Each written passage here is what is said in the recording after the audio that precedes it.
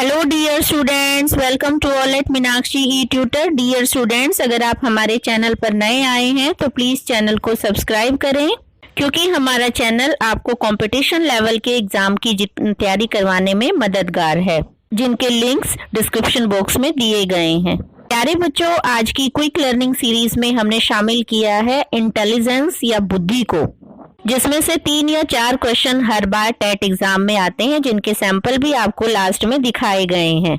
बुद्धि के कॉन्सेप्ट को समझने के लिए हमें सबसे पहले जानना होगा बुद्धि का अर्थ क्या है। बुद्धि क्या है?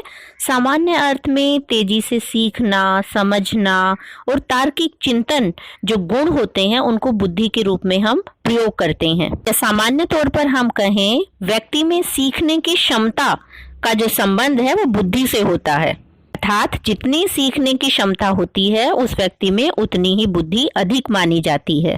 प्यारे बच्चों, जैसे जैसे इस क्षेत्र में विकास कार्य होते रहे तो बुद्धि को मापने की प्रक्रिया शुरू हुई।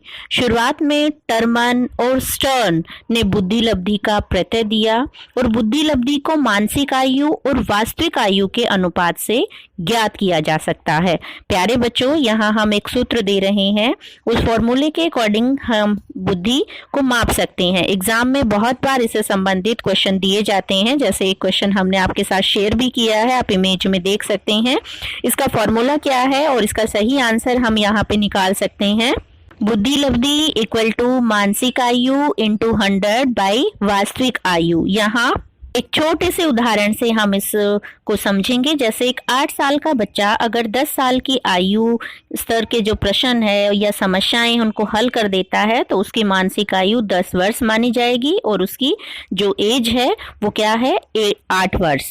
इस तरह से एग्जाम में कुछ भी संख्या देके आपसे पूछा जा सकता है बुद्धि लब्धि का जो आंसर है वो क्या होगा। प्यारे बच्चों, जैसा कि आप इमेज में देख पा रहे हैं, सबसे पहले 1912 में आईक्यू शब्द का प्रयोग किया गया था, जो ब्रिटेन के प्रसिद्ध मनोवैज्ञानिक थे विलियम स्टर्न। 1912 में ही स्टर्न ने आईक्यू का सूत्र बनाने का प्रयास किया, लेकिन ये प्रामाणिक सूत्र नहीं था। फिर 1916 में अमेरिका के जो एक वैज्ञानिक थे प्रोफेसर टर्मन, उन्होंने आईक्यू का प्रामाणिक सूत्र बनाया, जिसको आप देख पा रहे हैं, mental as upon chronological age into 100। इस आधार पर क्वेश्चन बन सकते हैं कि आईक्यू का प्रयोग कब किया गया, कब इसे प्रामाणिक माना गया और आईक्यू को निकालने का फॉर्मूला क्या है।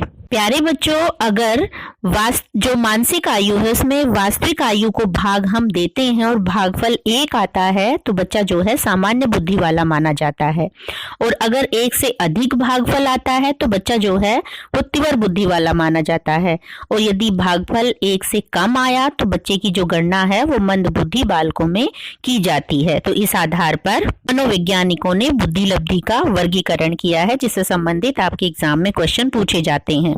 जैसा कि आप इमेज में देख पा रहे हैं, बुद्धि लब्धि का जो स्तर है 90 से 110 तक के जो बीच में बच्चे हैं उनको सामान्य बुद्धि की श्रेणी में रखा जाता है, और जिनका आईक्यू 140 या उससे ऊपर है उन्हें जीनियस की श्रेणी में रखा जाता है, और जिनका जो बुद्धि लब्धि स्तर है 81 to 90 उन्हें मंद बुद्धि की कैटेगरी में रखा जाता है। प्यारे बच्चों, बुद्धि लब्धि को समझने के लिए अनेक बुद्धि परीक्षणों का निर्माण हुआ।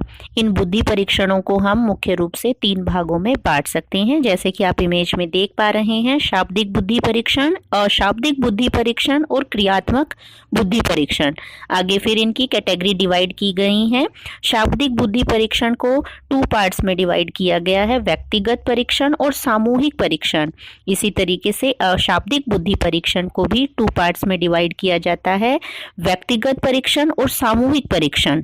प्यारे बच्चों, बुद्धि परीक्षणों के पश्चात जन्म हुआ बुद्धि के सिद्धांतों का।